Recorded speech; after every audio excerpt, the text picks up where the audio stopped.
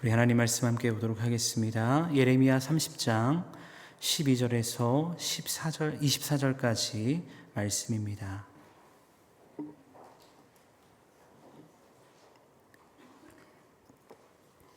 예레미야 30장 12절에서 24절까지 말씀 우리 함께 봉독하겠습니다.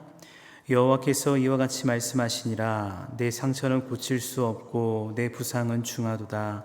내 송사를 처리할 재판장이 없고 내 상처에는 약도 없고 처방도 없도다.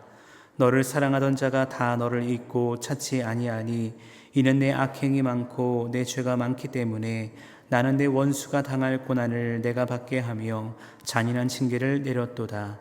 너는 어찌하여 내 상처 때문에 부르짖느냐. 내 고통이 심하도다. 내 악행이 많고 내 죄가 허다함으로 내가 이 일을 너에게 행하였느니라. 그러므로 너를 먹는 모든 자는 잡아먹힐 것이며 내 모든 대적은 사로잡혀 갈 것이고 너에게서 탈취해 간 자는 탈취를 당할 것이며 너에게서 누력지를 모든 자는 누력물이 되리라. 여호와의 말씀이라. 그들이 쫓겨난지라 하매 시온을 찾는 자가 없은즉 내가 너의 상처로부터 쇠살이 돋아나게 하여 너를 고쳐 주리라. 여호와께서 말씀하시니라. 보라, 내가 야곱 장막의 포로들을 돌아오게 할 것이고 그 거처들의 사랑을 베풀 것이라. 성읍은 그 폐허가 된 언덕 위에 건축할 것이요 그 보르는 규정에 따라 사람이 살게 하리라. 그들에게서 감사하는 소리가 나오고 즐거워하는 자들의 소리가 나오리라. 내가 그들을 번성하게 하리니 그들의 수가 줄어들지 아니하겠고 내가 그들을 존귀하게 하리니 그들은 비천하여지지 아니하리라. 그의 자손은 예전과 같겠고 그 회중은 내 앞에 굳게 설 것이며 그를 압박하는 모든 사람은 내가 다 벌하리라. 그 영도자는 그들 중에서 나올 것이요 그 통치자도 그들 중에서 나오리라. 내가 그를 가까이 오게 하리니 그가 내게 가까이 오리라. 참으로 담대한 마음으로 내게 가까이 올 자가 누구냐. 여호와의 말씀이니라. 너희는 내 백성이 되겠고 나는 너희들의 하나님이 되리라. 보라, 여호와의 노여움이 일어나 폭풍과 회오리 바람처럼 악인의 머리 위에 회오리실 것이라. 여호와의 진노는 그의 마음에 뜻한 바를 행하여 이루기까지는 돌이키지 아니하나니 너희가 끝날에 그것을 깨달으리라. 아멘. 오늘 본 말씀을 보면 어제 말씀에 이은 하나님의 위로와 회복의 메시지가 계속하여 선포되는 것을 보게 되어집니다. 그런데 여러분, 아무리 하나님께서 위로와 회복의 메시지를 주신다 한들 남유다가 자신들의 모습과 처지를 제대로 인식하지 못한다면 어떻게 될까요? 그들은 점점 만신차이가 되어가며 더 깊은 절망의 늪에 빠지게 될 것입니다. 왜냐하면 자신의 모습과 처지를 제대로 인식하지 못한다면 그들은 소망 아닌 것에 소망을 두며 여전히 죄인으로 연약한 자로 살아갈 것이기 때문입니다. 지금 남유다는 마지막 왕인 시드기야의 통치 아래에 있었습니다. 근데 시드기야 역시 하나님을 경외하지 않는 악한 왕이었죠. 하지만 하나님께서는 남유다를 사랑하셔서 남유다에는 예레미야를, 바벨론 포로지에는 에스겔을 부르셔서 하나님의 말씀을 대언하게 하십니다. 왜냐하면 이들을 통해 선포되는 말씀이 남유다의 진짜 소망이 되기 때문입니다. 하지만 당시 남유다와 바벨론 포로지에는 진짜 선지자만 있었던 것은 아닙니다. 예레미야 29장 말씀을 보면 하나냐와 스마야 같은 거짓 선지자가 있었고 이들은 예레미야를 통해 주어지는 하나님의 말씀을 조롱하고 믿지 않았습니다. 스마야는 예루살렘에 편지를 보내면서 예레미야를 징계해야 된다라고 편지를 쓰기까지 했었죠. 그리고 당시 시드기야와 신하들 그리고 남유다 많은 백성들이 예레미야를 통해 선포되는 진짜 하나님의 말씀에 소망을 두는 것이 아니라 당장 자신들의 귀에 좋게 들려지는 말씀, 그 거짓 예언에 소망을 두고 있었다는 것입니다.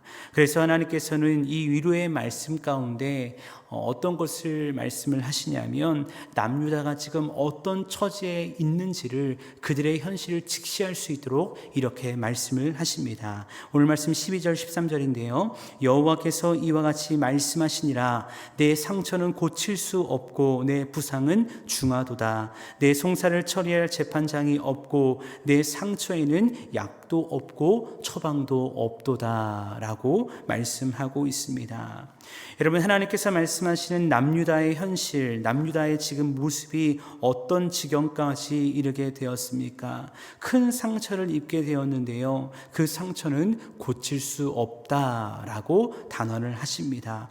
왜냐하면 그 부상이 너무나 중함으로 그 상처에는 약도 처방도 없기 때문입니다. 사실 이 말씀을 통해 우리가 알 수 있는 것이 무엇입니까? 하나님께서 남유다에 대한 사망 선고를 내리고 계신다는 것입니다. 또 이어진 14절 상반절 말씀을 보면 이렇게 말씀하십니다. 너를 사랑하던 자가 다 너를 잊고 찾지 아니하니 라고 말씀하고 있습니다. 이 말씀을 보면 너라고 불리는 남유다를 사랑했던 자가 있었음을 알게 되는데, 이들은 누구냐면 당시 바벨론에 대항하기 위해서 남유다와 동맹을 맺은 나라입니다. 이 나라들의 이름이 예레미야 27장에 등장하는데, 이들은 에돔과 모압, 암몬과 두로와 시돈이었습니다. 이들이 함께 동맹을 맺음으로 우리가 함께 싸우자, 함께 이기자, 함께 이 어려움을 이겨내자라고 동맹을 맺은 것이죠. 그런데 전세가 기울여지고 바벨론의 강성함이 드러나자 이들이 어떻게 반응하냐면요, 영원히 함께할 것 같았던 동맹 나라들이 남유다를 잊고 찾지 않는 일이 일어났다는 것입니다. 안 그래도 절망의 상황을 맞이했는데 믿었던 나라들까지 등을 돌려버리니 남유다의 신세가 말이 아니게 된 것이죠. 여러분, 그렇다면 왜 이렇게 끔찍한 일이 일어나야 할까요? 그리고 왜 하나님께서는 남유다를 이렇게 처절하게 버리시고 징계하셔야 할까요? 그 이유에 대해서 14절 하반절 말씀은 이렇게 말씀하고 있습니다. 이는 내 악행이 많고 내 죄가 많기 때문이며 나는 내 원수가 당할 고난을 내가 받게 하며 잔인한 징계를 내렸도다 라고 말씀하고 있습니다. 사실 이 고난과 징계는 남유다가 당할 것이 아닙니다. 하나님께서 택함 받은 남유다를 무너뜨리려고 하는 세상 나라가 당할 고난과 징계입니다. 근데 우리가 알다시피 남유다가 먼저 하나님을 버린 것입니다. 진짜 소망 되시는 하나님을 저버리고 세상 것에 소망을 두며 살아가는 것입니다. 수많은 선자를 보내심으로 말미암아 믿음의 길이 무엇인가, 하나님이 원하시는 것이 무엇인가를 말씀하셨지만 그 믿음의 길을 가지 않고 가짜 소망을 두었던 그들이었기 때문에 하나님께서는 남유다에게 그 세상 것들이, 가짜 소망이 아무것도 아니라는 것을 분명하게 보여주시는 것입니다. 하나님을 저버리는 죄가 얼마나 무서운지를 보여주시는 것입니다. 우리는 예레미야 말씀을 나누면서 죄에 대한 이야기를 안 할 수가 없는데요. 여러분, 죄가 무엇입니까? 죄를 쉽게 설명하자면 이렇게 묘사할 수 있을 것입니다. 죄는요, 관역에서 벗어나는 것이 죄입니다. 하나님이 말씀하신, 하나님이 지정해 주신 표대와 목표가 있는데 그 관역에서 벗어나는 것이 죄라는 것입니다.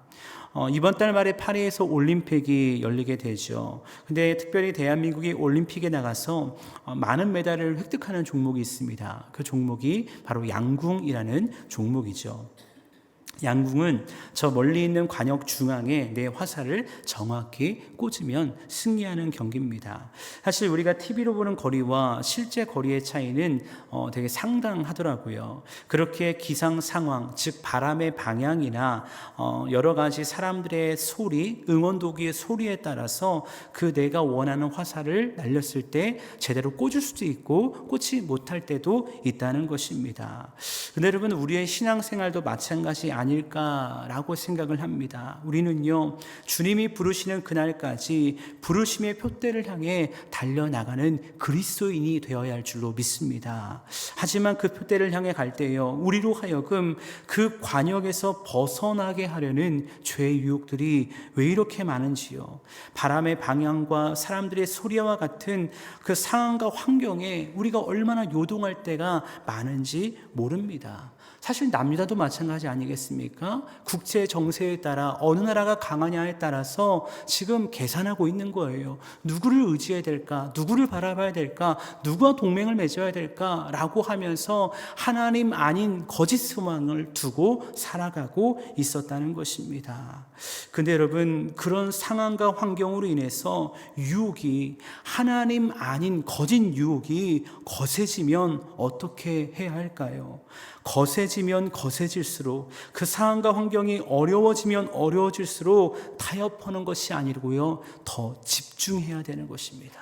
무엇에 집중해야 될까요? 하나님의 말씀에, 살아계신 하나님 앞에 집중해야 한다는 것입니다. 과거 국제대회전에 양궁팀이 반드시 찾아가는 곳이 있었습니다. 그곳은 야구장이었습니다. 이번에도 찾아갔나 안 찾아갔나 기사를 찾아보니까 이번엔 그런 기사가 나오지 않더라고요. 왜냐하면 야구장처럼 시끄럽고 집중이 분산되는 곳이 없기 때문이죠. 근데 그렇게 시끄럽고 집중이 분산되는 곳에서 양궁 대표팀이 양궁을 하거든요. 근데 정확히 중앙에다가 본인의 화살을 꽂아 버리는 것입니다. 어떻게 그렇게 할 수 있을까요? 집중하는 훈련을 하는 겁니다. 시끄럽고 어렵고 힘든 상황 속에서도 그것만을 바라보는 훈련을 하는 것입니다. 어찌 보면 우리의 상황과 환경이 어렵고 죄의 유혹이 많다고 한다면 그것이 하나님의 탓일까요? 아니요. 우리를 더 굳게 하시려는 하나님의 훈련의 시간임을 믿고, 혹여나 여러분의 삶에 죄의 유혹과 시험의 환난이 많다면 더 말씀과 기도로 주를 바라볼 수 있는 강한 그리스도인 될 수 있기를 간절히 주님의 이름으로 축복합니다. 사실 남유다도 마찬가지입니다. 어제 말씀을 드렸던 것처럼 요시야의 죽음 이후에 쇠퇴기를 맞이하고 있는 남유다입니다. 유혹과 시험이 너무나 많은 남유다입니다. 그렇다면 그럴 때일수록 더 하나님을 의지하고 말씀 앞으로 돌아와야 하는데, 오히려 더 세상의 방법을 의지하며 죄를 향해 나아가니 결국 하나님께서는 그들을 무서운 징계로 다스릴 수밖에 없었던 것이죠. 오늘 말씀 15절 말씀이 있는데요, 우리 15절 말씀 함께 읽어보도록 하겠습니다. 시작. 너는 어찌하여 내 상처 때문에 부르짖느냐? 내 고통이 심하도다. 내 악행이 많고 내 죄가 허다함으로 내가 이 일을 너에게 행하였느니라. 아멘. 여러분, 이 말씀을 보면요, 징계를 당하는 남유다의 반응이 나오는데 그 반응이 어떻게 나오는지 아십니까? 부르짖습니다. 상처 때문에 부르짖는 것입니다. 그냥 이 말씀을 단순하게 보면 부르짖었구나 라고 생각할 수 있는데, 이것이 어떤 문제가 있는지 아십니까? 이 부르짖음은요, 자신들의 죄에 대한 회개의 부르짖음이 아니라는 것입니다. 이들은 그저 하나님, 나 아파요, 나 그만 좀 때리세요, 내 상처 좀 보세요, 너무 힘들잖아요 라고 앙탈을 부르면서 하나님께 상처 때문에만 부르짖고 있는 남유다의 모습을 보게 되어진다는 것입니다. 여러분도 자녀를 키워보셔서 아시겠지만 자녀가 뭔가 잘못을 하면 훈계를 해야 합니다. 저도 아이가 어느덧 초등학생 고학년이 되니까 이제 훈계할 일이 종종 생기는데, 때로 아이를 훈계할 때 화나는 부분이 있어요. 그것이 무엇이냐면, 무언가 아이가 잘못한 것 때문에 화가 나는 것이 아니라 그 아이가 그 잘못을 인정하지 않을 때 화가 납니다. 더 나아가서 자기 잘못이 무엇인지 모르고 자기 합리화를 하면서 내가 뭘 잘못했는데 라고 이야기하면요, 야, 이걸 어떻게 해야 되나 라는 생각을 할 때가 있다는 것이죠. 그런데 지금 남유다의 모습이 이런 모습이지 않습니까? 이들이 부르짖기는 부르짖습니다. 그런데 이들의 부르짖음은요, 마치 어린 아이가 부모에게 떼쓰는 것처럼 불평과 원망을 섞은 부르짖음을 하고 있었다는 것입니다. 하나님께서는 앞선 말씀을 통해 이들의 현실이 얼마나 비참한지를, 그 현실을 직시하도록 분명하고도 상세하게 말씀하셨습니다. 하나님께서 이렇게 말씀하신 이유는 너가 그렇게 된 원인을 분명히 알고 어떤 자리로 나아오라는 것일까요? 회개의 자리로 나아오라는 것입니다. 하지만 아쉽게도 이들에게서 회개라는 것은 찾아보기 힘들었다는 것입니다. 근데 여러분, 여기서부터 하나님의 은혜의 역사가 나타나게 되는 것입니다. 하나님의 위로와 하나님의 평화의 역사가 일어나게 되는데 16절 말씀 보니까 어떤 단어로 16절 말씀이 시작되냐면요, 그러므로 라는 단어로 16절 말씀이 시작이 되어집니다. 오늘 본문만 보면 16절 이전의 말씀을 보면 남유다를 심판하시는 하나님의 무서운 징계가 나타나는데 16절 이하의 말씀을 보면 남유다를 향한 위로와 회복의 메시지가 주어지는 동시에 오히려 남유다를 무너뜨리려고 했던 모든 민족을 향한 무서운 징계가 선언되는 것을 보게 되어집니다. 우리 16절 17절 말씀 좀 길지만 함께 읽어보도록 하겠습니다. 함께 읽습니다. 그러므로 너를 먹는 모든 자는 잡아 먹힐 것이며 내 모든 대적은 사로잡혀갈 것이고 너에게서 탈취해 간 자는 탈취를 당할 것이며 너에게서 노략질한 모든 자는 노략물이 되리라. 여호와의 말씀이니라. 그들이 쫓겨난 자라 하매 시온을 찾는 자가 없은즉 내가 너의 상처로부터 새살이 돋아나게 하여 너를 고쳐주리라. 아멘. 반전의 역사가 일어나는 것입니다. 지금껏 잡아먹히고 사로잡혀가고 탈취당하고 노략질을 당했습니다. 그것이 남유다의 모습이었습니다. 그런데 하나님께서 반전의 역사를 일으켜 주신다는 것입니다. 이 말씀을 통해 우리는 무엇을 깨닫게 됩니까? 약도 없고 처방도 없는 너희, 동맹을 맺었던 민족들에게 배신당한 너희, 내가 허락한 잔인한 징계로 모든 소망을 잃어버린 너희, 그런 너희를 누가 치유한다는 것입니까? 하나님이 치유하신다는 것입니다. 내가 너의 상처로부터 새살이 돋아나게 하여 너를 고쳐준다고 하나님께서 위로와 회복의 메시지를 주고 계신다는 것입니다. 어찌 보면 이 말씀을 보면서 우리는 이런 생각을 할 수 있습니다. 하나님 지금 병 주고 약 주는 것인가? 이럴 거면 차라리 징계를 하지 말지, 이런 생각을 할 수 있죠. 근데 하나님의 마음이 무엇일까요? 어쩔 수 없이 징계하시지만 내 백성이 다시 거룩한 백성으로 회복되기를, 그래서 세계 열방을 향한 복음의 통로가 되는 민족으로 서기를 우리 하나님 간절히 바라고 계시는 것입니다. 그래서 이하에 있는 말씀을 보면 이 회복이 어떻게 일어날 것인가를 하나님께서 상세하게 말씀하시며 남유다 백성들을, 포로로 끌려간 백성들을 위로하고 있는 것이고, 어제 말씀을 통해 이어보면은 이 말씀을 기록하여서 그들에게 전달하라, 그들이 보게 하라 라고 하나님께서 분명하게 말씀하셨다는 것입니다. 그리고 오늘 22절 말씀에서 하나님께서 남유다에게 이런 언약을 선언하시면서 이 말씀이 반드시 이루어질 것을 하나님의 이름으로 약속하고 계시는데요, 22절 말씀에 이렇게 말씀하십니다. 너희는 내 백성이 되겠고 나는 너희들의 하나님이 되리라. 아멘.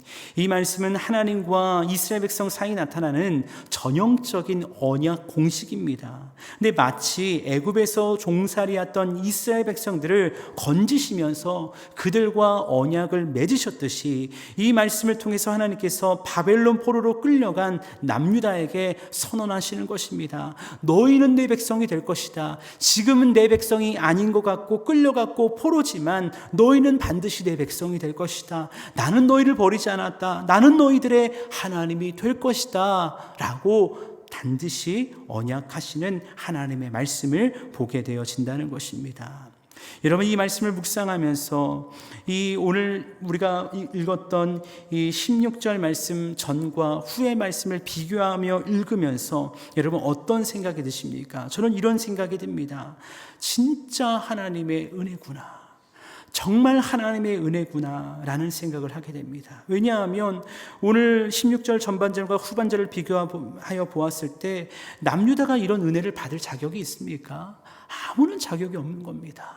그런데 하나님께서 자격 없는 자에게 놀라운 사랑과 은혜와 언약을 베풀고 계시다는 것입니다. 근데 기억하십시오. 이 하나님의 은혜가, 이 하나님의 놀라운 사랑이 오늘을 살아가는 우리에게도 베풀어지고 있다는 사실을 기억할 수 있기를 주의 이름으로 축원합니다. 그 은혜가 우리 마음 가운데 오늘도 살아 역사할 수 있기를 주님의 이름으로 축원합니다. 바울은 이 은혜에 대해서 이렇게 말씀합니다. 에베소서 2장 8절, 아마 잘 아는 말씀일 텐데요. 너희는 그 은혜에 의하여 믿음으로 말미암아 구원을 받았으니 이것은 너희에게서 난 것이 아니요 하나님의 선물이라 라고 말씀합니다. 하나님의 선물이라는 것입니다. 너희에게서 난 것이 아니라는 것입니다. 그래서 저는 은혜에 대해서 이야기할 때 늘 이렇게 정의하곤 합니다. 은혜란 자격 없는 자에게 주시는 하나님의 선물입니다 라고 이야기를 합니다. 여러분 기억하십시오. 아무 조건 없이 남자를 구원하시고 회복시키시는 하나님의 은혜는요, 오늘을 살아가는 우리의 삶에도 주어지고 있는 줄 믿습니다. 그렇게 우리가 살아가는 모든 삶 속에서 우리가 기도할 것은 이 은혜를 잊지 않기를, 이 은혜가 진짜 소망인데 진짜 소망에 정말 우리의 삶을 내어드기를 결단할 수 있는 저와 여러분 될 수 있기를 주님의 이름으로 축원합니다. 때로는 내가 원치 않는 상황과 환경에 놓여 있는다 할지라도 하나님은 그곳에서 무엇이든 새롭게 하실 수 있는 분이라는 것을 바라보고 창조의 하나님, 기적과 치유의 하나님과 날마다 동행할 수 있는 저와 여러분 될 수 있기를 간절히 주님의 이름으로 축원합니다.